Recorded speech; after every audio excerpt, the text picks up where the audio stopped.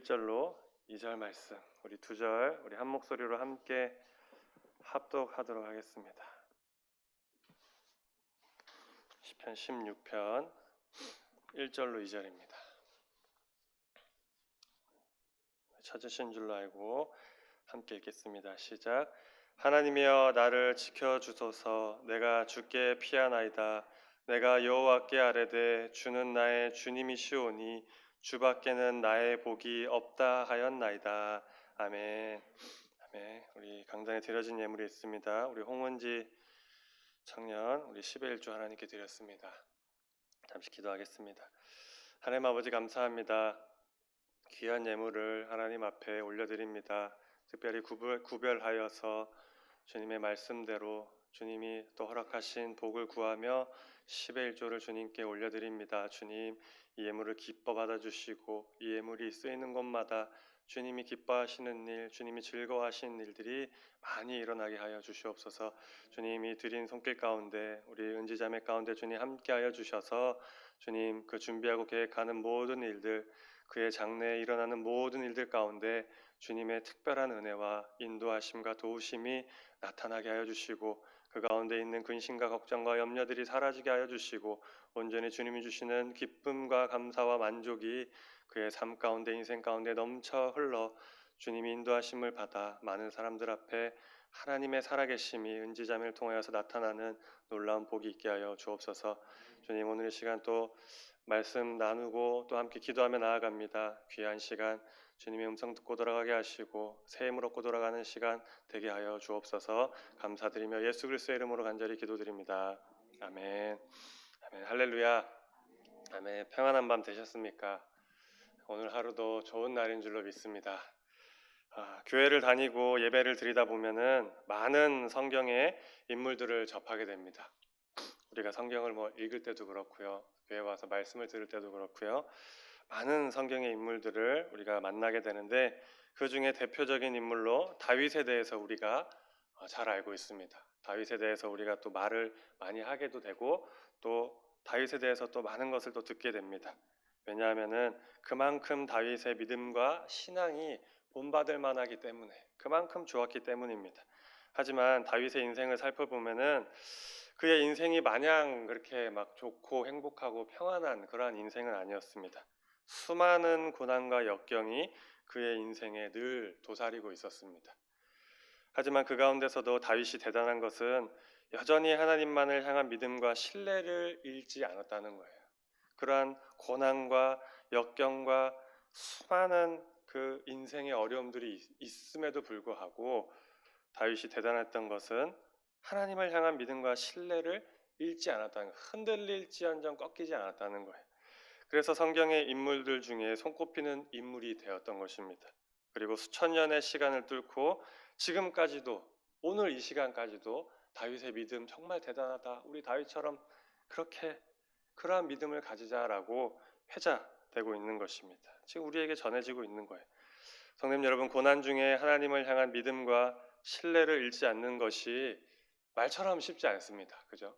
고난 중에 하나님을 향한 믿음과 신뢰를 잃지 않는다라는 것이 말처럼 쉬운 일이 아닙니다. 듣기에는 별거 아닌 것 같지만 정말로 대단한 일이라는 것입니다.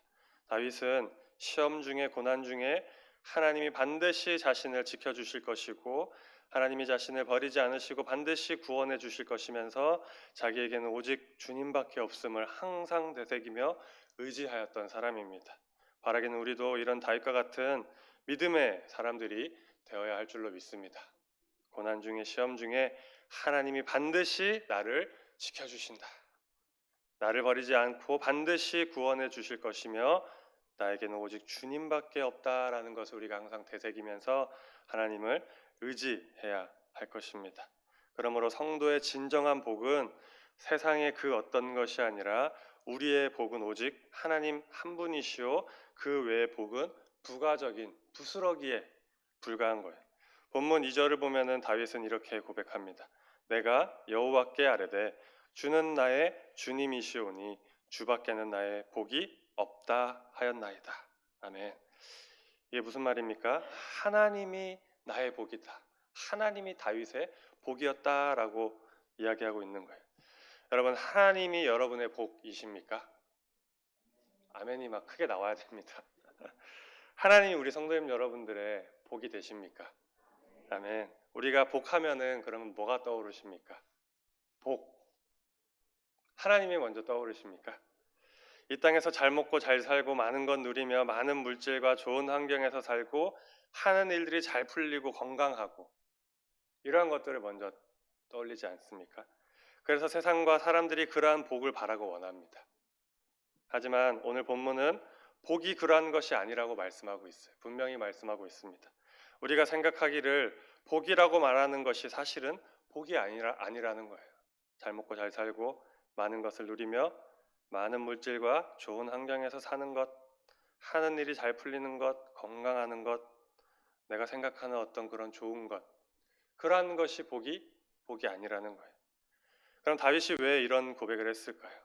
다윗은 우리가 알고 있는 대로 엄청난 복을 누린 사람이었습니다. 엄청난 복을 누렸죠. 시골에서 양을 치던 목동이었습니다. 그런데 한나라의 왕이 되었어요. 개천에서 용이 난 정도가 아니라 그 이상의 것이 난 일인 거예요. 엄청난 사건입니다. 그리고 왕이 그냥 왕이 아니라 정복왕이에요. 정복왕. 주변 나라들을 정복하여서 거대한 왕국을 건설하였어요. 그로 인해서 대단한 업적을 이뤘고 엄청난 명성을 얻었습니다. 전 세계적으로. 다윗을 두려워했고 이스라엘에게 조공을 바치면서 함부로 하지 못하는 정복왕이 되었습니다. 그래서 유대인들은 다윗과 같은 왕을 그리워했고 아직도 그러한 메시아, 그러한 왕을 기다리고 있어요. 뿐만 아니라 정복 전쟁을 통하여서 다윗은 엄청난 재물도 가지게 되었습니다. 역대상 29장을 보면은 다윗이 성전을 건축하기 위하여 하나님께 드린 재물들이 나오는데 얼마나 많은지 천문학적인 단위입니다. 천문학적인 단위입니다. 이러한 것을 볼 때 다윗은 사람이 복이라고 여기는 것을 다 가진 사람이에요. 다 가진 사람. 명예와 지위와 권력과 재물과 뭐가 있을까요? 다 가졌습니다. 넘치도록 가졌습니다. 이러한 것을 볼 때 여러분 그가 오늘 본문을 통해서 고백한 것이 아주 충격적인 거예요. 세상에 그런 것들은 복이 아니다. 복이 아니다 얘기하고 있는 거예요. 그러면서 뭐라고 고백합니까? 나의 복은 오직 하나님밖에 없다 라고 고백하고 있습니다. 이것은 그가 누린 복의 실체가 따로 있었기 때문이에요. 그가 알고 있는 복의 실체가 따로 있었기 때문입니다.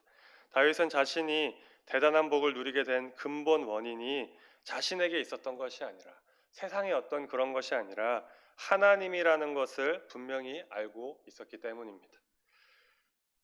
다윗은 하나님이 자신을 측량할 수 없는 은혜로 선택하시고 세워주셨기에 하나님이 세워주셨기에 일개 양치기에 불과했던 자신이 하나님의 나라 하나님의 백성 이스라엘의 왕이 된 것을 알고 있었어요. 또 하나님이 전쟁에서 이기게 하셨기 때문에 이기게 해주셨기 때문에 나라가 강하게 되었고 또한 재물도 하나님이 주셨기 때문에 자신이 얻을 수 있었고 그 많은 나라를 정복할 수 있었다라는 것을 알고 있었습니다. 하나님 때문인 거예요. 그래서 다윗은 자기가 누리는 모든 것들이 분명 엄청나고 대단한 복이지만 그것을 참된 복으로 여기지 아니하고 오직 그러한 모든 것을 허락하시고 자기에게 주신 하나님만이 자기의 복이라고 고백하고 있는 거예요. 성도님 여러분, 오늘 본문 시편 16편은 다윗이 잘 나갈 때 지은 시가 아닙니다. 보통 시편의 시들이 그래요. 다윗이 잘 나갈 때 지은 시들이 아닙니다. 죽음의 위기 가운데 목숨이 오락가락하는 급박한 상황 속에서 하나님께 불렀던 찬양이요 시요 고백입니다. 그냥 위기도 아니고 목숨이 왔다 갔다 하는 그런 급박한 상황 속에서 죽을 수도 있는, 지금 당장 죽을 수도 있는 그러한 상황 속에서 하나님께 고백했던 찬양이요 시입니다. 한번 생각해 보십시오. 그러한 목숨이 왔다 갔다 하는 상황 속에서 다윗이 누릴 진정한 복이 무엇이겠습니까? 목숨이 지금 죽게 생겼습니다. 망하게 끝나게 생겼어. 그 가운데 누릴 진정한 복이 무엇일까요? 왕의 자리가 아닙니다. 정복자의 명성도 아닙니다. 많은 재물도 그에게 아무런 위로도 되지 않고 복이 되지 않는 거예요. 뭐가 그에게 복이 되고 위로가 되겠습니까? 오직 하나님 한 분이야말로 진정한 자기의 복이 되시는 분이라는 것을 이 다윗이 고백하고 있는 거예요. 좀 이해가 되십니까? 세상의 그 어떤 것이 자기의 목숨을 구원하고 자기를 위로할 수 있는 게 아니라 오직 하나님 한 분만이 나를 구원하시고 나에게 복이 된다라고 고백하는 거예요. 그러므로 우리도 다윗처럼 복에 대한 새로운 관점을 가져야 할 것입니다. 복 하면은 뭐가 떠오르십니까? 새로운 관점이 우리에게 필요합니다. 만일 우리가 땅의 복을 누리고 있고 또 누리게 된다면 그것은 진실로 하나님께 감사할 일이에요. 성도님 여러분, 땅의 복을 누리고 계십니까? 또한 누리게 된다면은 하나님께 진실로 감사하시기 바랍니다. 하나님 정말로 감사합니다. 내가 이걸 어떻게 주님 아니면 주님이 주신 것 주님 너무 감사합니다. 이렇게 감사하시기 바랍니다. 그러나 우리는 거기에 집착해서는 안 됩니다. 거기에서만 머무면 안 되는 거예요. 우리가 현실적으로 누리는 복은 실체가 아니라 그림자일 뿐이에요. 실체가 아니라 그림자. 참된 복은 우리가 현실적인 재물이나 명예나 지위가 아니라 그것을 누리게 하시고 허락하시는 하나님입니다. 하나님.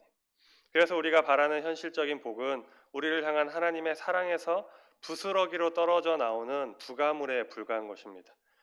복의 근원 되신 하나님을 제쳐두고 하나님으로부터 부가적으로 흘러나오는 부스러기에 불과한 땅의 복에 목을 메고 집착하는 것은 어리석은 거예요. 어리석은. 굉장히 어리석은 일입니다. 만약 우리가 땅의 복을 위하여 산다면 하나님은 우리가 진정한 복이 무엇인지 깨닫게 하기 위해서 그런 부가적인 부스러기들을 다 거두어 가실 거예요. 여러분, 하나님이 우리에게 복을 주시는 것은 하나님의 은혜를 감사하며 더욱 충성스럽게 섬기도록 하기 위한 은혜의 방편이에요. 그런데 우리가 복의 근원이신 하나님을 버려두고 그림자만 쫓아간다면 하나님이 그 그림자를 그대로 두시지 않을 거예요. 우리가 허망한 것을 쫓지 않게 하시기 위해서라도 그림자를 거두어 가실 것입니다. 우리를 너무나 사랑하셔서 그림자를 거두어 가실 거예요. 우리가 냉장고와 같은 고가의 가전제품을 살 때면은 서비스로 나오는 사은품들이 있습니다. 뭐 달력이라던가 새해 같으면 달력이라던가 뭐 어떤 그런 용기라던가 뭐 그러한 것들을 사은품으로 받는 경우가 종종 있습니다. 그러나 그 사은품의 가치는 본품 냉장고와는 비교할 수 없습니다. 값어치나 뭐 그런 중요도나 비교할 수 없는 거예요. 뭘 이런 걸 주나 싶은 마음이 들 수도 있습니다. 사은품을 받을 때. 뭐야 이거 뭐 이런 걸 줘? 좀 더 좋은 걸 주던가 하지. 왜냐하면 냉장고의 가치가 너무나 크기 때문에. 여러분, 중요한 것은 사은품이 아니라 냉장고입니다. 재물이나 지위나 명예와 같은 이 땅의 복은 사은품과 같은 거예요. 내가 생각하고 원하고 바라는 그 복은 사은품이에요. 사은품. 냉장고에 비하면 가치 없고 아무것도 아닌 거예요. 그런데 사은품에 불과한 재물이나 세상의 복에 눈이 멀어서 하나님을 믿는 신앙과 믿음이 점점 작아지고 식어진다면 주객이 전도되고 그야말로 어리석은 자의 모습으로 살아가게 되는 것입니다. 그래서 잠언 30장 8절에서 9절은 이렇게 지혜자가 이야기합니다. 나를 가난하게도 맛이 없고 부하게도 맛이 없고 오직 필요한 양식으로 나를 먹이시옵소서. 혹 내가 배불러서 하나님을 모른다 여호와가 누구냐 할까 하오며 혹 내가 가난하여 도둑질하고 내 하나님의 이름을 욕되게 할까 두려워하매니이다라고 지혜자는 고백하였습니다. 성도님 여러분, 우리가 물질적으로 너무 궁핍하여서 믿음과 신앙이 식어질 정도로 세상살이가 힘들어서도 아니 되겠지만 지나친 풍요로 인해 하나님의 은혜에 부과되어 나오는 선물인 세속적인 축복에 눈이 멀어서도 안 될 줄로 믿습니다.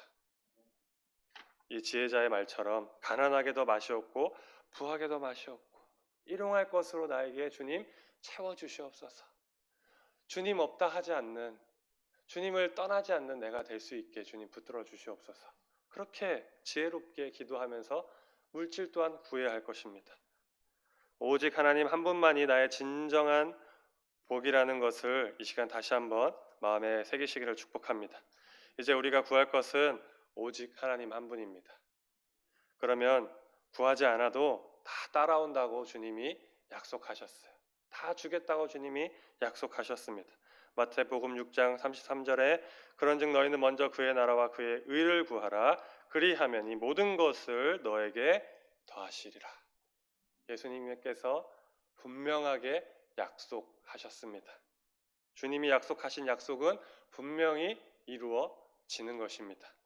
이제 제일 되는 지혜요, 가장 합리적인 신앙을 우리 성도님 여러분이 택하시기 바랍니다. 만일 우리가 이것을 마음에 새기고 항상 마음이 둔해지지 않도록 신앙의 경각심을 가진다면 주님께서 분명히 우리에게 잘했다 칭찬하시고 다윗처럼 내 마음에 합한 자로구나 라고 하나님이 함께 동행하시는 우리 성도님들이 다 될 줄로 믿습니다. 아멘. 같이 기도하도록 하겠습니다. 하나님 아버지 감사합니다. 오늘 우리에게 귀한 말씀 주셨습니다. 주님, 세상을 따라 살고 세상의 복을 위하여 달려가는 것이 아니라 나의 복은 오직 여호와 하나님 한 분뿐이신 뿐입니다 라고 고백하며 모든 복의 근원 되신 하나님을 바라보며 나아가는 우리 성도님들이 되게 하여 주시옵소서. 주님, 우선순위를 먼저 올바로 세우게 하시고 하나님을 우선에 두고 모든 삶을 살아가는 우리 성도님들이 다 되게 하여 주셔서 주님 약속하신 대로 이 모든 것들이 우리에게 더해지는 놀라운 은혜가, 놀라운 복이 임하게 하여 주시옵소서. 주님, 코로나로 인하여서 어려움 가운데 있습니다. 설을 또한 앞두고 있습니다. 주님, 간절히 바라고 원하기는 이 모든 국면들이 진정되고 잠잠해지기를 소망합니다. 그리고 할 수만 있다면 우리 사람들에게 지혜를 주시고 또한 주님 할 수 있는 상황과 환경들을 열어주셔서 주님 이러한 모든 것들이 해결될 수 있는 방법들을 우리에게 알려주시옵소서.